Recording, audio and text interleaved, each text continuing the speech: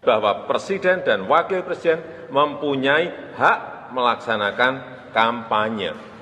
Kalau dia dari sebuah partai politik dan dia mau membela partai politiknya, Pak SBY juga dulu pernah begitu. Kemudian yang suka dikutip-kutip itu kan misalnya kalau di luar negeri Obama dengan Hillary Clinton, nggak nyalon lagi Obama tapi dia mendukung Hillary Clinton. Boleh nggak? Boleh, karena mereka separpol. Pertanyaannya adalah Pak Jokowi separpol nggak dengan Prabowo ataupun Gibran? Jawabannya jelas tidak. Resminya Pak Jokowi adalah PDIP. Kalau dia kampanye untuk Pak Ganjar. Mbak Bibip, apakah ada aturan dalam undang-undang ini mengatakan harus separpol? Ada. Mana? Ada pasal 269, kemudian harus dibaca bareng dengan 268. Jadi kategorinya itu ada pelaksana kampanye, ada peserta kampanye. 269 itu pelaksana kampanyenya, pelaksanaan kampanye Pilpres, pengurus parpol. Oke, kemudian yang ketiga adalah apabila presiden adalah tim kampanye resmi dari seorang atau ya paslon begitu ya. Itu boleh juga. Nah, jadi dengan parameter itu baru dia bisa mengajukan cuti seperti yang disyaratkan oleh Nggak pasal ada dong, berarti di situ 281. kelihatan harus satu partai. Iya, baca undang-undang kan tidak bisa letterlock, Bang. Makanya kalau orang hukum itu kuliahnya 4 tahun. Kalau nggak ada kalimatnya, bagaimana semalam Anda bisa mengatakan bahwa aturannya begitu? Itu namanya ngarang sendiri. Oh, bukan ngarang. Kalau kuliah hukum tuh kita kuliah 4 tahun. Ada mata kuliah yang namanya penalaran hukum. Nah, di situ bisa Kalau kita nggak baca ditulis, secara rinci. bagaimana mengatakan bahwa itu diatur? Tertulis, Bang, baca pasal 269, baca penata urutannya dari bab 7 soal kampanye pemilu, bagian 1 sampai 8. Kita bisa percaya kuliahnya 4 tahun tambah S2 tambah S3 nih.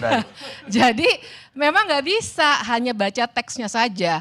Tapi yang mau saya persoalkan di sini sebenarnya bukan soal berdebat soal teks. Saya kira sudah mungkin lebih dari 10 kali saya berdebat dengan tim dari 02, berdebatnya di soal teks. Tapi saya mau bilang sebenarnya kan kita juga harus lihat tujuan pengaturan itu apa sih? Tujuan pengaturannya adalah untuk memberikan pagar-pagar. Di negara untuk demokratis, sih. yang demokratis ya, manapun di dunia ini memang nggak boleh kampanye dalam relasi keluarga. Yang diperbolehkan adalah relasi elektoral. Petahana, misalnya tadi. Yang kedua, misalnya Pak Jokowi kampanye untuk Pak Ganjar. Itu sebenarnya boleh, sama dengan SBY dulu. Kampanye untuk Demokrat, jadi partainya. Nah itu tadi karena konteksnya adalah pembatasan kekuasaan dan tidak boleh ada politik dinasti. Negara demokratis manapun tidak akan mengizinkan ada politik dinasti. Makanya tidak diatur hal seperti itu. Jadi seandainya Pak Jokowi mau mengajukan cuti, menurut saya juga sebenarnya tidak bisa. Tapi pun kalau mau cuti nih, katakanlah kita berdebat lagi nih soal teks pasal. Karena biasanya saya diajak berdebatnya di situ Bang Karni. Teks satu kata per kata, katakanlah kita mau berdebat lagi. Terus oke, cuti.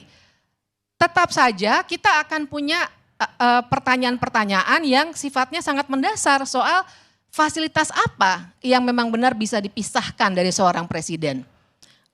Karena dalam hukum tata negara yang harus kita lihat adalah jabatan, bukan diri seseorang. Jadi ada hal-hal fasilitas, anggaran, termasuk pengaruh dan kewenangan yang melekat pada jabatan seorang presiden. Dan itu nanti yang tidak bisa dipisahkan. Nah satu lagi yang ingin saya ingatkan adalah terang saja sekarang publik jadi punya asosiasi macam-macam. Betul memang sih katanya kan Pak Jokowi saya menjawab pertanyaan wartawan. Oke, setuju. Tapi memang tidak bisa dihindari situasi di mana kita